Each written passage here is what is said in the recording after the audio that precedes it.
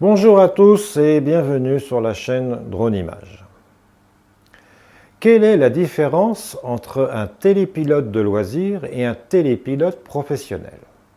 Le professionnel, lui, doit répondre à certaines obligations pour pouvoir voler en toute légalité.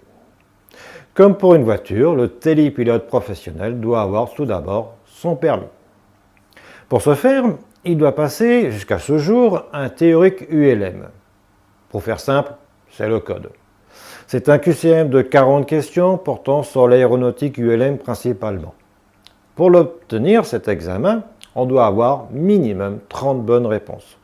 Pour l'avoir passé, je peux vous dire que ce n'est pas si facile que ça. Il existe sur Internet des sites où vous pouvez facilement vous entraîner. Il devrait être remplacé prochainement par un QCM de 80 questions uniquement sur le monde du drone. Pour passer cet examen, il faut regarder les dates sur le site du ministère de l'Environnement ou sur le site de la Direction générale de l'aviation civile. Généralement, il y a une session par mois dans différentes régions aériennes. Il faut également avoir une DNC, une déclaration de niveau de compétence. Pour continuer à faire simple la comparaison, c'est la conduite.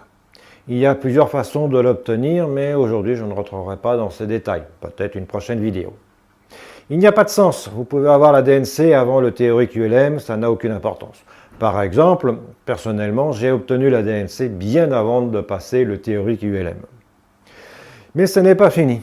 Une fois obtenu ces deux examens, il faut rédiger le MAP, le manuel d'activité particulière. C'est un document d'une quinzaine de pages regroupant toutes les procédures que vous avez mises en place, la liste des drones, des pilotes, etc.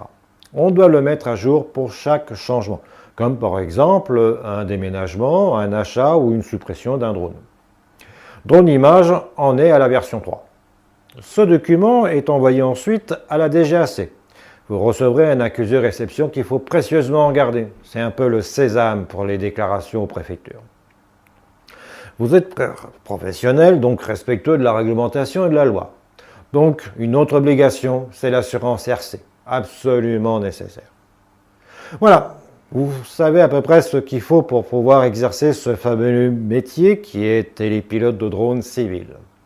Alors, comme d'habitude, un pouce levé pour signifier que vous aimez toutes ces vidéos, un abonnement à la chaîne Drone Image pour ne pas manquer les prochaines vidéos, et je vous dis donc à bientôt.